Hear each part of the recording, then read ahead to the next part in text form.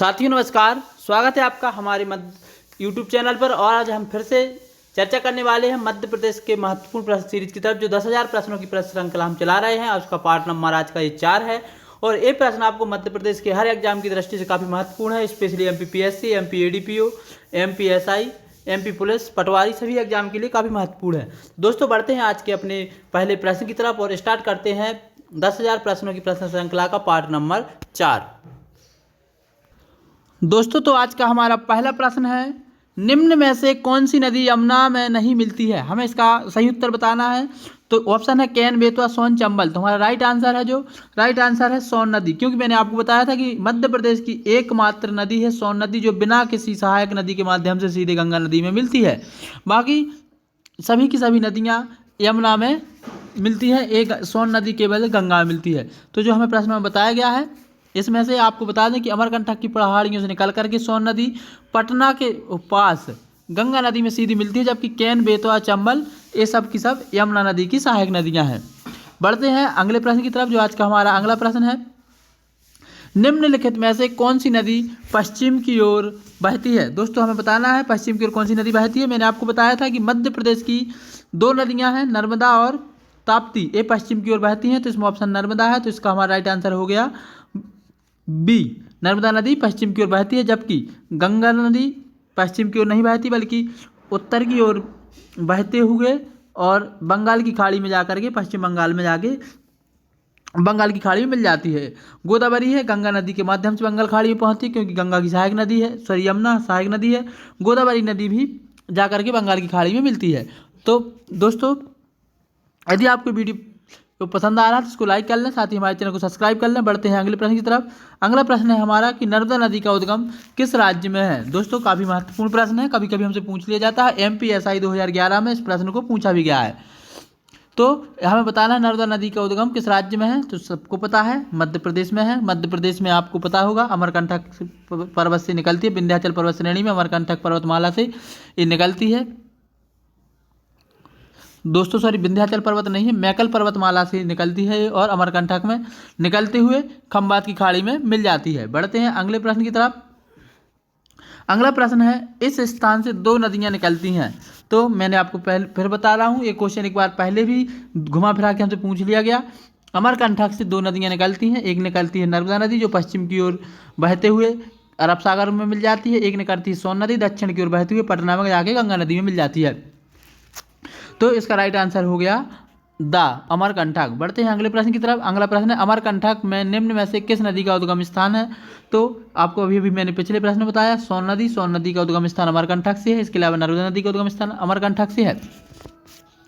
इसके अलावा आपको बता दूं कि अमरकंटक मध्य प्रदेश का एक पवित्र तीर्थ स्थल भी है, जो कि मैकल पर्वत श्रेणी के अंतर्गत आता है, जो कि मध्य प्रदेश के अनूपपुर जिले में है। इसके अलावा यहाँ से नर्मदा नदी और सोन नदी का उद्गम होता है।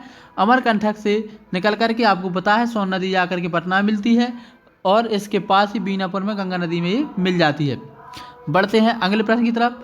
जो हमारा अगला प्रश्न है, काली सिंध नदी के किनारे कौन सा नगर बसा है? दोस्तों मैंने आपको इसके पहले क्वेश्चन रिपीट हुआ था कि निम्नलिखित में से कौन सा नगर इस नदी के किनारे नहीं बसा है। वो गलत मैच करने के लिए आया था, तो उसमें सोन नदी के सोन कक्ष के सामने सिंध लिखा था, तो वो उसका हमारा उस समय का गलत आंसर था। इसका राइट आंसर आज हमें मिल गया है कि काली सिंध नदी है जो उसके किनारे सोन कक्ष बसा है। तो सोन कक्ष काली सिंध नदी के किनारे बसा हुआ है। इसके अलावा आपको बता दूं काली सिंध नदी है जो देवास जिले से, काली सिंध नदी है जो आपकी देवास जिले से निकलती है और देवास जिले में कहाँ से, बागली से निकलती है और लगभग 150 किलोमीटर लंबाई के साथ बहते हुए ये नदी सीधे चंबल नदी में मिल जाती है। तो काली सिंध नदी कौन सी नदी की सहायक नदी है? तो चंबल नदी की सहायक नदी है काली सिंध नदी। इसके अलावा स्वर्णकक्ष नगर इसके किनारे बसा हुआ है, जबकि इसमें जो हमें बताया गया है उज्जैन बसा है आपका क्षिप्रा नदी के किनारे। तो इस क्वेश्चन का हमारा राइट आंसर हो गया सोनकक्ष। काली सिंध नदी है जो काली सिंध के किनारे सोनकक्ष बसा है। काली सिंध नदी देवास के पास बागली से निकलती है और उज्जैन जो दूसरा ऑप्शन दिया गया है उज्जैन है आपका क्षिप्रा नदी के किनारे बसा हुआ है। बढ़ते हैं अगले प्रश्न की तरफ। जो हमारा आज का अगला प्रश्न है, कौन सी नदी अरब सागर में गिरती है? आपको पता है अरब सागर में केवल एक ही नदी गिरती है, मध्य प्रदेश की जो है नर्मदा, और एक और नदी गिरती है जो है ताप्ती। इसके अलावा एक नदी राजस्थान की है जो भी अरब सागर में गिरती है, उसका नाम है लूनी। तो इसका राइट आंसर जो है, इसका राइट आंसर हो गया आपका नर्मदा। बढ़ते हैं अगले प्रश्न की तरफ। अगला प्रश्न है जो हमारा, नर्मदा नदी प्रवाहित होकर कहाँ जाकर गिरती है? तो दोस्तों हमें बताना है, अभी अभी हमने पूछा है, बताया गया पिछले क्वेश्चन में ही। नर्मदा नदी जो है, एक क्वेश्चन दोस्तों काफ़ी महत्वपूर्ण प्रश्न है, एमपी पुलिस आरक्षक 2017 में ही पूछा गया है और MPSI 1997 में एक प्रश्न पूछा गया है। तो नर्मदा नदी प्रवाहित होकर के जाकर कहाँ गिरती है? तो ये अरब सागर में गिरती है। इसके बाद बढ़ते हैं अगले प्रश्न की तरफ, जो हमारा आज का अगला प्रश्न है कि महेश्वर निम्नलिखित में से किस नदी के किनारे बसा हुआ है? महेश्वर हमें बताना है, जिसका प्राचीन नाम महेश्वमती भी है। निम्नलिखित में से किस नदी के किनारे बसा हुआ है? तो इसका राइट आंसर है तो महेश्वर है, जो प्राचीन नाम इसका महेश्वमती के नाम से जाना जाता है, जो कि नर्मदा नदी के किनारे बसा हुआ है, जो कि एक धार्मिक स्थल भी है। बढ़ते हैं अगले प्रश्न की तरफ, जो हमारा आज का अगला प्रश्न है, चंबल नदी का प्रवाह निम्न में से किन राज्यों में होता है? काफ़ी महत्वपूर्ण प्रश्न है और परिवहन आरक्षक 2012 में इसको पूछा भी गया है। हमें बताना है चंबल नदी है जो इसके किनारे मतलब है किन किन राज्यों से होकर के बहती है। तो इसका दोस्तों जो राइट आंसर है द मध्य प्रदेश, उत्तर प्रदेश और राजस्थान। चंबल नदी है जो 3 राज्यों से होकर के बहती है, मध्य प्रदेश, उत्तर प्रदेश और राजस्थान। जो इसके अलावा आपको बता दूं कि जो चंबल नदी है, चंबल नदी का उद्गम इंदौर के पास से महू से होता है, जानापाव पहाड़ी से। इसका प्रवाह क्षेत्र मध्य प्रदेश, राजस्थान, उत्तर प्रदेश में है। चंबल का जो अवसान है, अर्थात अंत में जब चंबल नदी ये खत्म होती है या फिर यमुना नदी में मिलती है, तो उत्तर प्रदेश के इटावा में आकर के यमुना नदी में मिल जाती है। बढ़ते हैं अगले प्रश्न की तरफ, जो आज का हमारा अगला प्रश्न है, बैतूल जिले से कौन सी नदी का उद्गम होता है? दोस्तों तो हमें बताना है बैतूल जिले से कौन सी नदी का उद्गम होता है। बैतूल जिले से उद्गम होता है आपका ताप्ती नदी का। जो ताप्ती नदी है सतपुड़ा पर्वत श्रेणी में मुल्ताई तहसील के पास ताप्ती नदी का उद्गम होता है। ताप्ती नदी जो है नर्मदा नदी के समांतर बहती है। दोस्तों समांतर बहने का मतलब क्या है? एक नदी निकलती है सतपुड़ा पर्वत श्रेणी से, एक नदी निकलती है मैकल पर्वत श्रेणी से, और एक नदी यहाँ से बहती हुई ऐसे अरब सागर में जाती है, एक नदी यहाँ से बहती हुई ऐसे अरब सागर में जाती है, और दोनों नदियाँ एक दूसरे के समानांतर बहती हैं और इसी के बीच में ये नदियाँ रिफ्ट वैली का निर्माण करती हैं। ये भी काफ़ी महत्वपूर्ण प्रश्न है कि मध्य प्रदेश की कौन सी नदियाँ हैं जो भ्रंश घाटी या रिफ्ट वैली का निर्माण करती हैं? तो एक नर्मदा और ताप्ती। तो इस क्वेश्चन से हमने 2 क्वेश्चन और कंप्लीट किए। पहला, कौन सी नदी समांतर बहती है? तो नर्मदा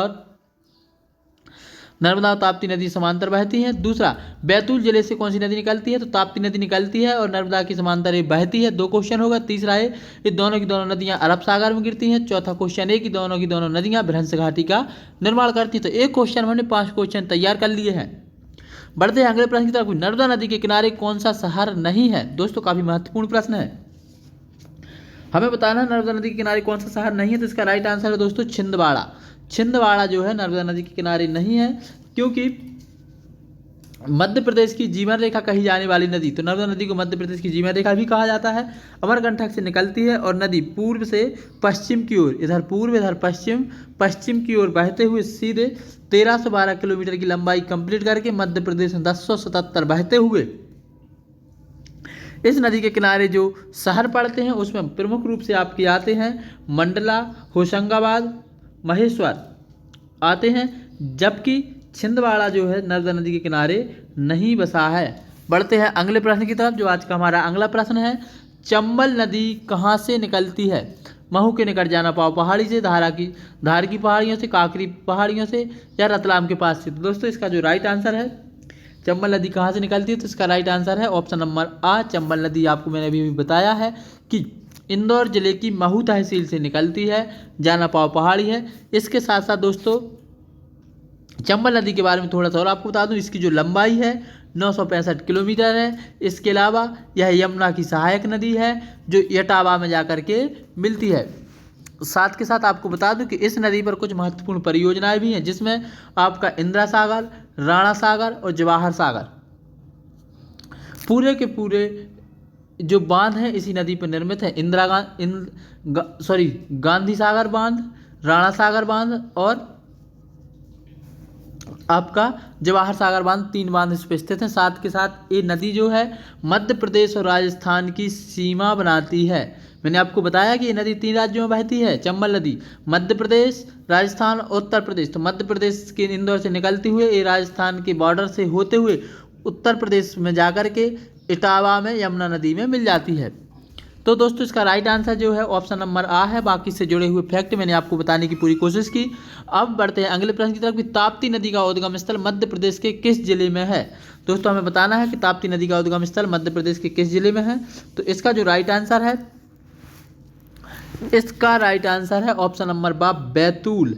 बैतूल से ताप्ती नदी का उद्गम स्थल है। मुल्ताई नामक पहाड़ी से नदी निकलती है और पूर्व से पश्चिम की ओर बहते हुए 724 किलोमीटर की लंबाई को कवर करती है। साथ के साथ आपको एक फैक्ट और बता दूं, ये नदी सूरत के निकट जाकर के खंबात की खाड़ी में मिलती है। खंबात की खाड़ी कहाँ पड़ती है? अरब सागर में। बढ़ते हैं अगले प्रश्न की तरफ। मध्य प्रदेश में निम्न में से कौन सी नदी नहीं बहती है? पार्वती, यमुना और ऑप्शन हमारे पास दिया गया है सोन और सिंध। तो दोस्तों आपको बता दूं इसका जो राइट आंसर है, इसका राइट आंसर है ऑप्शन नंबर बा, यमुना नदी मध्य प्रदेश में नहीं बहती। क्योंकि आपको बता दूं कि पार्वती नदी मध्य प्रदेश में बहती है, सिंध और सोन नदी मध्य प्रदेश में बहती है, बस यमुना नदी मध्य प्रदेश में नहीं बहती। इस बढ़ते हैं अगले प्रश्न की तरफ। अब हमारा जो आज का अगला प्रश्न है, इस प्रश्न का राइट आंसर है दोस्तों बी। बढ़ते हैं अगले प्रश्न की तरफ जो आज का क्वेश्चन नंबर हमारा 16 है। सीरीज का क्वेश्चन नंबर 76 है। शिवपुरी किस नदी के तट पर स्थित है? तो दोस्तों शिवपुरी जो है सिंध नदी के तट पर स्थित है और जो सिंध नदी है सिंध नदी के किनारे स्थित है। इसके अलावा आपको बता दूं कि शिवपुरी, दतिया और भिंड जिलों से बहते हुए ये नदी यमुना में मिलती है। तो इसके अलावा शिवपुरी के साथ साथ आपका दतिया और आपका भिंड इसी नदी के किनारे स्थित है। और जो यह नदी है गुना जिले के सिरोंज के निकट से निकलती है। तो जो सिंध नदी है गुना जिले से निकलती है, ये आपकी सिरोंज के निकट से। बढ़ते हैं अगले प्रश्न की तरफ जो आज का हमारा अगला प्रश्न है। नर्मदा नदी के निकट निम्न में से कौन सा शहर स्थित है? तो दोस्तों इसका जो राइट आंसर है, इसका राइट आंसर है आपका दा, ओमकारेश्वर, जबलपुर और झाबुआ सभी के सभी नर्मदा नदी के किनारे स्थित है। इसके अलावा नर्मदा नदी के किनारे और जो शहर हैं वो हैं अमरकंटक, होशंगाबाद, नेमावर, महेश्वर, नरसिंहपुर, मंडला। ये सभी के सभी शहर इसके किनारे बसे हुए हैं। बढ़ते हैं अगले प्रश्न की तरफ जो आज का हमारा अगला प्रश्न है। धार किस नदी के तट पर स्थित है? दोस्तों तो हमें बताना है धार है जो वो भी नर्मदा नदी के किनारे स्थित है। काफ़ी महत्वपूर्ण प्रश्न है, हमसे अक्सर पूछा जाता है शहर और कौन सी नदियों के किनारे बसा है। तो धार भी नर्मदा नदी के किनारे बसा है। बढ़ते हैं अगले प्रश्न की तरफ। लेकिन दोस्तों आपको बता दूं कि जो धार है ये प्रमुख रूप से माही नदी के किनारे आता है, लेकिन विकल्पों में माही नदी जब आपको नहीं दिया हो तो हमें नर्मदा नदी लगाना है। क्योंकि कई बार ऐसा होता है कि 2 ऑप्शन हमें दे दिए जाते हैं, नर्मदा और माही। जब नर्मदा और माही ऑप्शन में मिल जाए हमें तो हमें लगाना है माही, लेकिन जब माही ऑप्शन ना मिले, केवल नर्मदा ऑप्शन मिले तो हमें लगाना है नर्मदा। बढ़ते हैं अगले प्रश्न की तरफ जो आज का हमारा अगला प्रश्न है। बेतवा नदी का उद्गम स्थान है। तो दोस्तों क्वेश्चन नंबर हमारा आज का 19 है, सीरीज का क्वेश्चन नंबर 79 है। तो बेतवा का उद्गम स्थान हमें बताना है। तो जो बेतवा का उद्गम स्थान है मैंने बताया था आपको, रायसेन के कुमरा से ये निकलती है और इसका एक उपनाम भी जाना जाता है जिसको पौराणिक रूप से इसको बताया गया है। इसका नाम है बेतवती, जो मध्य प्रदेश के रायसेन जिले के कुमरा गांव नामक स्थान से निकलती है। और बेतवा नदी का जो निकलने के बाद संगम होता है वो यमुना नदी में होता है हमीरपुर डिस्ट्रिक्ट में। इसके अलावा इसकी जो लंबाई है 480 किलोमीटर। तो दोस्तों हमें इससे 4 क्वेश्चन मिल गए। पहला क्वेश्चन क्या मिल गया? बेतवा नदी कौन से जिले से निकलती है? तो रायसेन जिले से। कौन से गांव से? तो कुमरा गांव से। इसकी लंबाई 480 किलोमीटर। संगम कौन से राज्य में? उत्तर प्रदेश में। कहाँ पर? हमीरपुर में। कौन सी नदी में? तो यमुना नदी में। दोस्तों तो एक प्रश्न से हमने 4-5 प्रश्न और कंप्लीट कर लिए। बढ़ते हैं अगले प्रश्न की तरफ जो आज का हमारा सीरीज का 80वां प्रश्न है। आज का 20वां प्रश्न है। निम्न में से कौन सी नदी चंबल में नहीं मिलती है? पार्वती, काली सिंध, क्षिप्रा या वर्धा? तो दोस्तों हमें इसका राइट आंसर बताना है और इसका जो राइट आंसर है, इसका राइट आंसर है ऑप्शन नंबर द। वर्धा नदी है जो चंबल नदी में नहीं मिलती, जबकि पार्वती, काली सिंधु और क्षिप्रा नदी सभी की सभी चंबल नदी में मिलती हैं। क्योंकि आपको बता दूं कि वर्धा नदी है जो, वर्धा नदी महाराष्ट्र में बहती है। और आपको बता दूं एक वर्धा नदी का पहले जिक्र आया था कि एक नदी और है मध्य प्रदेश की, बैनगंगा। बैनगंगा और वर्धा नदियों का संगम होता है। तो क्योंकि नदी महाराष्ट्र में है तो इस संगम को क्या कहा जाता है, मैं आपको पहले वीडियो में बता चुका हूँ, आप हमें कमेंट करके ज़रूर बताएं। तो दोस्तों आज की प्रश्न सीरीज यहाँ पर समाप्त हुई।